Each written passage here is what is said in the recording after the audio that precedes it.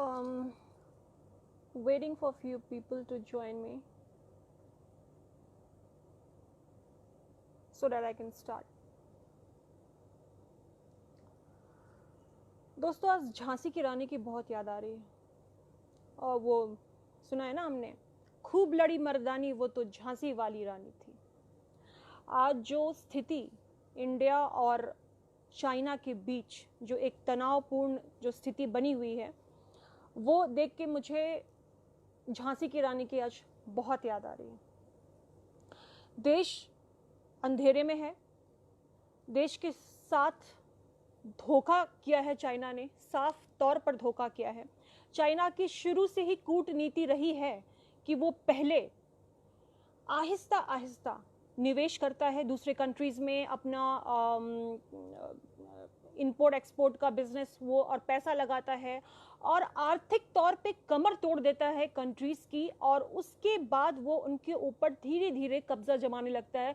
क्योंकि यकीनन है कि अगर हम आर्थिक तौर पर कमज़ोर होंगे तो नेचुरल सी बात है कि हम वो उनका कब्जा हम पर हो जाएगा और वो ज़मीनी तौर पे हमारा कब्जा कर लेंगे। आप इस चीज़ को एकदम ध्यान से समझिए कि वो चीन, छोटी छोटी आंख वाला चीन आज भारत से आंखें मिला रहा है। चीन की हिम्मत देखिए, चीन की आज इतनी हिम्मत हो गई कि वो अपनी छोटी छोटी आंखें भारत को दिखा रहा है। तो मैं चीन को बताना चाहती हूं कि भारत में झांसी की रानियां आज भी जिंदा हैं, आज भी जिंदा हैं। चीन ये ना भूले, और मैं अपनी बड़ी बड़ी आंखों से चीन को ये बात आज बताने के लिए यहाँ आज लाइव में आई हूं कि हमारे मंत्रीगण इतने नरमी से क्यों पेश आ रहे हैं।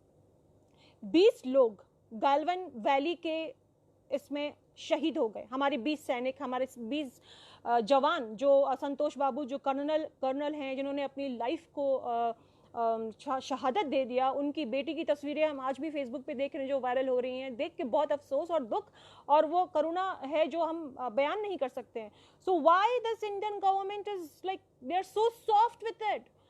हमारे जो डिफेंस मिनिस्टर है राजनाथ सिंह, वो सिर्फ अपने एक ट्वीट में सिर्फ ये बोलते हैं कि मेरी सिंपैथी उनकी फैमिलीज के साथ है, मेरी सिंपैथी उनके साथ है, इनके साथ है, हमारी भी सिंपैथी है। बट आप कर क्या रहे हो? This is my question to the government. What are you doing? What are your plans? I request the Indian government to take stern steps towards the cowardly act of China that China has just done, so that never in the future the China can take or repeat this cowardly act again. मैं एक बात साफ तौर पे बोलती हूँ, जब बात हमारे देश की हो तो हम सब एक हैं। When it comes to the matter of our country's prestige and pride, when it comes to the matter of our country's security and safety, we Indians stand together. We the citizens of India stand together. वो China हो, let it be any other country in the world, be it China, be it any other country in the world, I want them to know this, that we the Indian citizens stand together, be it of any religion, be it of any other state, be it of any other political parties, we all are together when it comes to the safety and security of our country. ये बात आप ना भूलें। मुझे आज मैं उनको iron lady बोलती हूँ। मैं किसी पॉलिटिकल पार्टी की बात नहीं कर रही, किसी भी पॉलिटिकल पार्टी की बात करने की अभी ज़रूरत भी नहीं है, क्योंकि अभी देश में जो सिचुएशन है वो पॉलिटिक्स करने की नहीं है, जवाब देने की ज़रूरत है। भी मुझे इंदिरा गांधी जी की आज बहुत ज़्यादा याद आ रही है। मैं फिर से कह रही हूँ, इसे पॉलिटिकल पार्टी से बिल्कुल ना जोड़ें। मैंने देखा है कि हमारा जो देश है, या हमारे जो 20 सोल्जर्स मर गए, वो किसकी गलती की सज़ा भुगत रहे हैं, किसकी गलती की सज़ा वो भोग रहे हैं। और उनकी 20 जवानों की शहादत पर भारत सरकार की प्रक्रिया क्या है, क्या प्रतिक्रिया है? सर, आपने बोला, माय रिस्पेक्टेड प्राइम मिनिस्टर, आपने आके बोला कि उनका बलिदान व्यर्थ नहीं जाएगा, उनका बलिदान का हम व्यर्थ नहीं जाने देंगे, एक सर के बदले हम 10 सर लाएंगे। ये आप ही के वर्ड्स थे सर। 10 तो क्या, अभी तो हमें कुछ पता ही नहीं है। हमारे डिफेंस मिनिस्टर तो इतने नरमी से पेश आ रहे हैं, विदेश मंत्रालय से विदेश मंत्री जो हैं उनका एक भी बयान नहीं है कहाँ ये लोग छुप के? अभी तो बिहार का चुनाव जारी हुआ था, शुरू हुआ था, तो हमारे होम मिनिस्टर निकल के आए थे, चुनाव लड़ेंगे, ऐसा करेंगे, फलाना करेंगे। और अब जब देश की सीमा पर 4 किलोमीटर अंदर तक चाइना घुस चुका है, तो आप सब कहां हैं? और अगर आप सब नहीं हैं तो तलवार हम सबके हाथ में दे दें, हम इंडियन सिटीजन्स के हाथ में दे दें, हम भी उन सोल्जर्स के साथ हाथ में हाथ मिला के, कंधे से कंधे मिला के अपनी सीमा की सुरक्षा करेंगे। हमें इससे डर नहीं लगता। ये हमारा भारत है, ये हम सबका भारत है। अभी पॉलिटिक्स करने का वक्त नहीं है। और सर, आपने जो ये सर्वदलीय मीटिंग बुलाई है, ठीक है, मैंने माना आपने सर्वदलीय मीटिंग बुलाई है, लेकिन मुझे ये समझ में नहीं आ रहा है, ये हार्वर्ड समथिंग का नाम मैं अभी भूल रही हूं, उसकी रिपोर्ट है, हार्वर्ड बिजनेस रिपोर्ट। ये बहुत फॉरेन ये इसकी है, जर्नलिज्म है। उसकी रिपोर्ट के तहत हम चाइना के साथ व्यापार भी कर रहे हैं और हम चाइना के साथ सीमा पर लड़ भी रहे हैं। क्योंकि अभी मुझे जहाँ तक पता है कि चीन की एक कंपनी है जो कि शंघाई कॉन्स्टिट्यूशनल कंस्ट्रक्शन कंपनी है, जिसको कि अभी ठेका दिया गया था, शायद मेरे ख्याल से कुछ ही दिन पहले, 5-6 दिन पहले, कि वहाँ पर एक दिल्ली से गाजियाबाद यानी कि एक टनल बनाना है, अंडरग्राउंड टनल, जो कि न्यू अशोक नगर से लेके शाहिदाबाद जो कि गाजियाबाद में है, वहाँ पे एक अंडरग्राउंड टनल बन रहा है, जिसका कि कॉन्ट्रैक्ट हमारे देश ने दिया है चाइना को। चाइना की जो कंपनी है, शंघाई कंपनी, शंघाई कंस्ट्रक्शंस, उसको दी है। हालांकि इस बिड में 5 और कंपनियां भी मौजूद थी, लेकिन जो कॉन्ट्रैक्ट है वो चाइना को मिला। तो मेरी ये समझ से बाहर है कि हम इसके साथ व्यवसाय भी कर रहे हैं, व्यापार भी कर रहे हैं चाइना के साथ, और सीमा पर हम टकरा भी रहे हैं। लेकिन फिलहाल मुझे आज सुबह की न्यूज़ ऐसे सुनने में मिली है कि शायद हमारे पीएम ने ये कॉन्ट्रैक्ट को कैंसिल कर दिया है, और इसके लिए मैं उनको सैल्यूट करती हूँ। Great salute sir. अगर आपने ये काम किया है तो बहुत ही अच्छा काम किया है, बहुत ही अच्छा जवाब दिया, क्योंकि चाइना का ये शुरू से स्ट्रैटेजी रही है कि पहले वो धीरे धीरे निवेश करते हैं, वो धीरे धीरे अपना पैसा लगाते हैं और कंट्रीज को अपने गुलाम बनाते हैं। और इस वक्त जो सबसे ध्यान देने वाली बात है इंडिया के लिए, वो ये है कि जो भी पड़ोसी देश है हमारा, उसको चाइना धीरे धीरे अपना गुलाम बना रहा है। एज फॉर एग्जाम्पल, आप श्रीलंका को ले लीजिए, आप नेपाल को ले लीजिए, आप पाकिस्तान तो खैर, और या बांग्लादेश को आप ले लीजिए, इन सब को अपने कर्ज में डुबा के रखा है चाइना ने, ताकि वो ऐन वक्त पर भारत को इनके खिलाफ इस्तेमाल कर सके। नेपाल ने यूं ही नहीं मानचित्र प्रस्तुत कर दिया है आपके सामने, जो उन्होंने एक जो प्रस्तुत किया है मानचित्र नेपाल ने, कि वो उनका है। ये आपको मैं बता दूं कि 35 अरब रुपए की डील हुई थी, जो बेल्टन रोड है उसकी 35 अरब रुपए की डील हुई थी, जिसमें कि चाइना भी पार्टनरशिप चाइना का भी है। इस तरीके से वो जो रोड है वो हिमाचल प्रदेश, बिहार, यूपी, उत्तराखंड से होके जाती है। तो आप समझ लीजिए कि वो हमें किस तरह से वो घेर रहे हैं। और उनका काम ही यही है कि इंफ्रास्ट्रक्चर डेवलप करते हैं, और उसके बाद उनकी स्ट्रैटेजी है कि वो इंपोर्ट एक्सपोर्ट करके और बहुत सारा पैसा लगाते हैं और दूसरी कंट्रीज को अपना गुलाम बना के और उनको इस्तेमाल करते हैं। जैसे कि उन्होंने अभी फिलहाल में अगर आपको बताऊं तो श्रीलंका को भी उन्होंने बहुत सारा कर्ज दे रखा है, और एक बस 150 किलोमीटर है की दूरी से इंडिया और श्रीलंका का बॉर्डर के पास, जहां पर उन्होंने 15,000 एकड़ की जमीन पे चाइना ने कब्जा किया है। आखिर चाइना के दिमाग में चल क्या रहा है? वो पाकिस्तान को तो खैर छोड़ दीजिए, श्रीलंका को, बांग्लादेश को, लद्दाख को, हर जगह से वो, आप देख रहे हैं इंडिया को वो घेर रहा है, हर तरफ से वो इंडिया को वो घेर रहा है। मुझे आज इंदिरा गांधी जी की इसलिए याद आ रही है कि 16 साल पहले की बात है, नहीं सॉरी, 16 साल इंदिरा गांधी जी पीएम पद पे रही, लेकिन वो कभी भी चीन नहीं गई। मतलब इसलिए क्योंकि ये मुझे भी ये क्वेश्चन हजम नहीं हो रहा है कि कैसे आप चाइना के साथ व्यापार भी कर सकते हैं और कैसे आप चाइना के साथ सीमा पे टकरा भी सकते हैं। जब इंदिरा गांधी अपने पीएम के पद पे थी तो वो 16 साल तक चीन नहीं गई थी। एक बार वो यूं ही 1962 के दौरान धारचूला बोल के एक जगह है, वहां पर वो गई थी, जो कि इंडिया और चाइना के बॉर्डर पे है। तो उसकी सीमा पर जाने के बाद सैनिक ने उनको बोला कि मैडम इसके आगे मत जाइए। वो पहाड़ी इलाका था, तो इंदिरा गांधी जी दौड़ के ऊपर चढ़ गई और बोली कि नहीं मैं देखना चाहती हूँ। तो सैनिक ने पूछा कि मैडम ये बॉर्डर एरिया है, तो इंदिरा गांधी जी ने कहा मैं यहाँ से उस देश को देखना चाहती हूँ जिस देश ने इंडिया को धोखा दिया। मैं देखना चाहती हूँ वो कौन सा देश है जिसने इंडिया को धोखा दिया, मैं उस देश को देखना चाहती हूँ। और आप यकीन नहीं मानेंगे, 1962 के युद्ध में जब धोखा दिया था और 1965 में युद्ध चल रहा था पाकिस्तान के साथ, तो पाकिस्तान के जो प्रेसिडेंट थे, उनका नाम शायद आयोबेक था, वो चुपचाप चीन चले गए थे और उन्होंने जाके चीन पे दबाव बनाया था कि वो इंडिया पे प्रेशर डाले या इंडिया के खिलाफ कूटनीति करे। और 1966 में दोबारा इसी प्रेशर के दौरान जो चीनी लोग हैं वो लोगों ने इंडिया के अंदर घुसपैठी किया था, वो उन्होंने घुसपैठ किया था, जिसका कि चीन को अच्छे तरीके से मात खानी पड़ी थी और मार भगाया था यहाँ के सैनिकों ने, भारत के सैनिकों ने मार भगाया था। सैल्यूट है ऐसे सैनिकों को। लेकिन मैं ये बोलना चाहती हूँ, चीन को शुरू से ही भारत को धोखा देने की आदत रही है।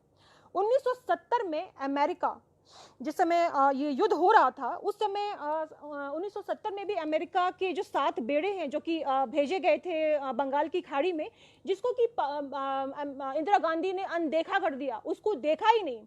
और पाकिस्तान से, पूर्वी पाकिस्तान का जो युद्ध चल रहा था, जिसको कि बाद में बांग्लादेश का रूप दिया गया इंदिरा गांधी जी के द्वारा, इंदिरा गांधी जी ने पूरे दुनिया का मानचित्र बदल दिया। ये उस लेडी की, आप बोलेंगे हिम्मत की मैं दाद देती हूं, वो डरी नहीं। उस लेडी को आयरन लेडी बोलने में आज मुझे गर्व महसूस होता है कि रानी लक्ष्मीबाई, इंदिरा गांधी जैसे लोग हमारी कंट्री में थे। और उस दौरान जिस समय अमेरिका सबसे बड़ा और सबसे पावरफुल देश माना जाता था, उन्होंने अमेरिका को भी आदेश दे दिया था कि वो हमें आदेश देने का दुस्साहस ना करें। और उसके बाद वो लंबे समय तक अमेरिका नहीं गई थी। उसके बाद जब वो 1962 में अमेरिका गई तो 3 शहरों में गई थी इंदिरा गांधी, लॉस एंजलिस में, न्यूयॉर्क में और होनोलुलु में। और वहां पर अमेरिकन की भीड़ लग गई थी ये देखने के लिए कि आखिर ये कौन सी लेडी है, ये लेडी कौन है जिसने कि दुनिया के सबसे बड़े ताकतवर कंट्री को और अनदेखा किया और दुनिया का मानचित्र बदल दिया और पूर्वी पाक को बांग्लादेश के तौर पर जन्म दिया। ताकत की पहचान क्या होती है, ये आप इंदिरा गांधी से सीखिए। मैं तो बहुत बहरहाल मैं क्या बोलूंगी, छोटी हूँ काफी, लेकिन इतना तो मैं भी जानती हूँ कि हमारे जो 20 लोगों की शहादत हुई है आज बॉर्डर पे, ये जो छोटी छोटी आंखों वाले जो ये जो चाइनीज हैं, आज इन्होंने भारत की तरफ आंख उठा के देखा और 20 लोगों को, हमारे 20 सैनिकों को मार गिराया। ठीक है, सब कुछ, हमारी बहुत सिंपैथी है उनके साथ, हम सब उनके साथ है, लेकिन सर सिंपैथी से काम नहीं चलेगा। एक सर के बदले 10 सर, ये आप लोगों ने बोला था। मेरी बात अभी भी सुनिए, ये जो हम लोग घर के अंदर गृह युद्ध में लड़ते हैं ना, तुम इस जात, तुम उस जात, तुम हिंदू, तुम मुस्लिम, तुम ये, तुम वो, इसका फायदा बाहर वाले उठा के ले जाते हैं। बहुत ही कॉमन सी कहावत है कि उसके झगड़े में, 2 बंदरों के झगड़े में बीच में वो लेके चला गया। I don't remember the thing now properly. तो मैं इंदिरा गांधी जी की बात कर रही थी और ताकत की पहचान उनसे हमें सीखनी चाहिए। और इंदिरा गांधी उसके बाद 1971 के वॉर के बाद 47 देश की उन्होंने यात्रा की थी, लेकिन वो कभी चीन नहीं गई।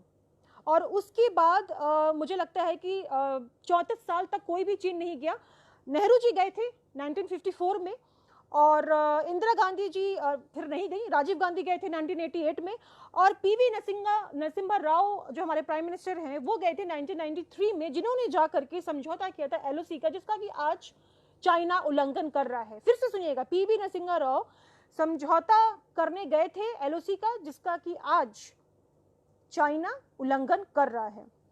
उसके बाद अटल बिहारी वाजपेयी 2003 में गए और फिर तो खैर जो भी है वो होता रहा। तो मुझे ये बोलना है कि जो ये जिनपिंग है, जिनपिंग व्हाटएवर, जो चाइना के जो पीएम प्रेसिडेंट हैं, वो 3 बार इंडिया आए। हमारे प्राइम मिनिस्टर सर आप 4 बार चाइना गए। What were the outcomes of those meetings? I really want to know what were the outcomes. क्या मिला हमें? ये सीमा पे अटैक मिला, इंदिरा गांधी से सीखिए सर, वो कभी नहीं गई, कभी नहीं गई, उन्होंने इन चीनी लोगों पर विश्वास नहीं किया। उस लेडी की मैं इस बात की के लिए मैं उनके लिए ताली बजाती हूँ, सैल्यूट करती हूँ ऐसी आयरन लेडी को। वो कभी नहीं गई, उसने दिखा दिया कि वो क्या है। आप 3 बार सर चले, आप 4 बार चले गए वहां पर चाइना में, और चाइना के प्रेसिडेंट 3 बार इंडिया आए, क्या इस चीज के लिए? और हम क्यों उनके साथ व्यापार करें? चाइना की जो स्ट्रैटेजी है वो शुरू से ही रही है कि आप जो है आपके ऊपर निवेश लगाएंगे, आप उनके ऊपर मजबूर होंगे, आर्थिक रूप से वो आपकी कमर तोड़ेंगे और धीरे धीरे जमीनी कब्जा करते जाएंगे। और उनका यही है, उनको शर्म आनी चाहिए चाइना को। तो पहले एक तो कोविड को लेके पूरा वर्ल्ड उसको कटघरे में खड़ा करके रखा है, लेकिन फिर भी हिम्मत देखिए, हम अभी इंडिया जो है कोविड से, जो कि उनका दिया हुआ एक वायरस है, हम उससे लड़ रहे हैं, और वो उन्हीं का भेजा हुआ वायरस है, उन्हीं की गलती की वजह से हम ये भुगत रहे हैं। और वो चाइना जो है अभी सीमा पर भी हमारे साथ लड़ रहा है। वो समझ के क्या रखा है हम भारतीयों को? हम भारतीय और हम भारतीय जानना चाहते हैं सर। हमारी ये रिक्वेस्ट है बीजेपी गवर्नमेंट से, sir we want to know what are you people are doing, please tell us. और नहीं देखा जाता, I request you all to take stern steps towards China so that he cannot repeat this thing again in the future, and we all are together. मैंने जैसे पहले भी बोला, when it comes to the security and safety of our country, we all political parties, we all Indians, we all are together. हम कोई अलग नहीं है। लेकिन मुझे जो सबसे जो बेकार बात लगी, मुझे अगर ये बात सही है कि आज नेपाल भी बोल रहा है अपनी छोटी छोटी आंखों को लेके कि मानचित्र उन्होंने पेश किया है, क्यों पता है? क्योंकि 35 अरब रुपए लगा करके बेल्ट एंड रोड इनिशिएटिव के साथ में पार्टनरशिप कर लिया है चाइना ने, जो कि उत्तराखंड, हिमाचल प्रदेश और बिहार से, यूपी से होके गुजरती। तो आप सोचिए वो कैसे घेर रहा है चाइना, हमें किस तरह से घेर रहा है। इनकी टेक्निक ही यही है।